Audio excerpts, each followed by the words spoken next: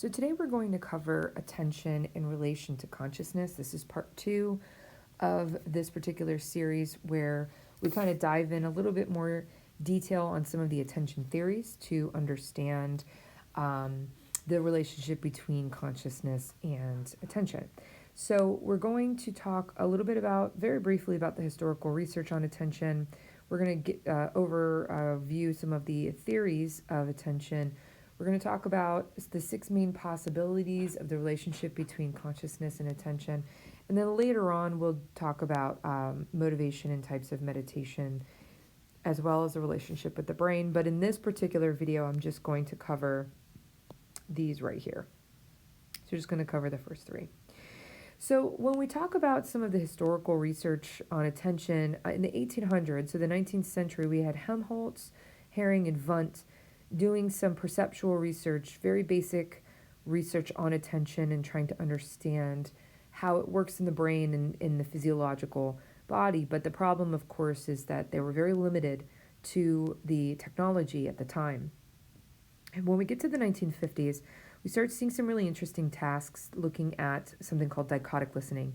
So if you have, for example, a word dog inputted in the left ear, and at the same time a word input to the right ear, dichotic listening is basically seeing what, focus on what you're hearing in your right ear, focus what you're hearing in the left ear, and what is it that you end up getting from this. And so you would have the person have these headphones on, and some information is in one ear and some different information is presented in the other ear.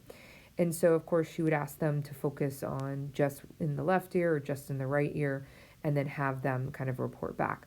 And what's interesting is that when you have people pay attention to certain ears or certain pieces of information, some things are easier than others. And so we've established that there is actually a right ear advantage when it comes to dichotic listening, because we know that the brain is oriented in such a way that crosses the hemispheres, right? So information coming in from the right ear is going to go directly to the left side of the brain. And what do we have in the left side of the brain but the language centers? And so any information that comes in from the right side is going to be processed much more quickly if it's language information, because that is the direct center. Whereas if you got information that comes from the left ear, it has to cross to the right hemisphere and then back over to the language center to the left side. And so this is just a little bit of a delay in the information. And so this has given us some really interesting kind of historical background on some of these tasks that can give us information on attention and conscious awareness. We'll also talk a little bit later on about Sperling's experiments looking at sensory memory. And that is, again, some of the very beginning understanding of what we can learn about paying attention to certain stimuli. So we're going to cover quite a few theories. This is going to be a very heavy theory-based lecture where we're going to go all the way from Brodmann's theory, perceptual load theory, predictive processing theory. Then we're going to cover premotor, biased competition, and attention schema theory. So we've got quite a few to cover. We're going to skim over and give you the basics of each one. We're not going to spend a ton of time in any individual theory. But we're going to start with Brodmann's theory.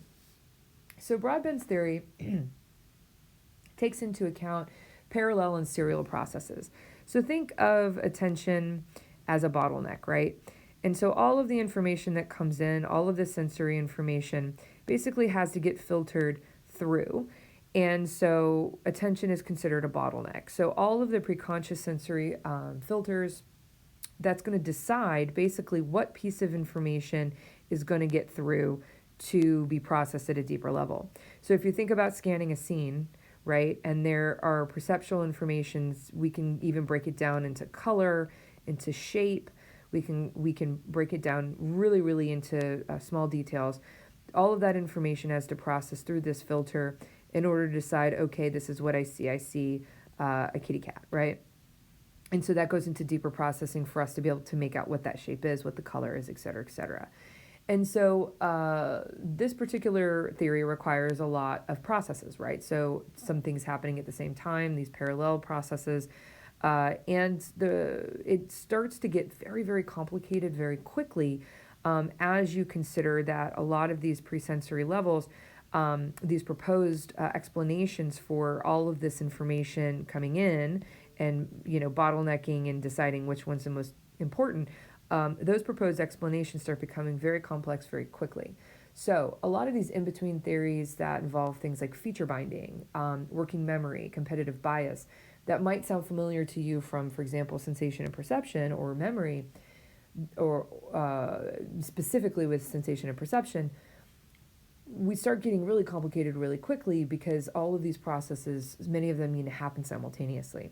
So Broadbent's theory is very popular and has gone over a lot of different iterations, but it's one of the theories of attention that still has some problems with it.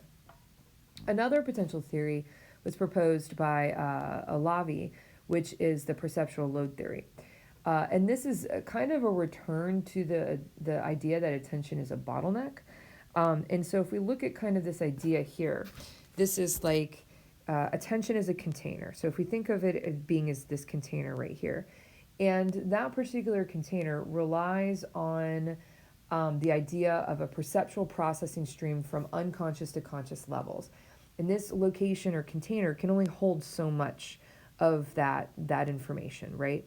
And so here, if we have a very high load task, it is taking all of this capacity, right? It is filling it all.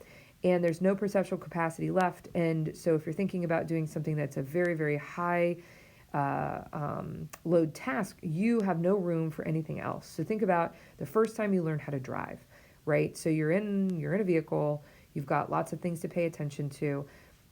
You're going to try to remove all of the other things that are going to grab your attention. So you turn the radio off, right? You don't have people talking to you because this is taking up all of your capacity, okay? Because it's something that you haven't really done before, and you're trying to engage in a task.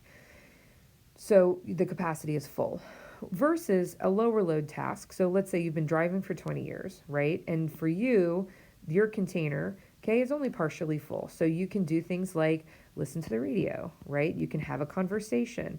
These things can fill into more of your container because you have space, because you're doing a low load primary task.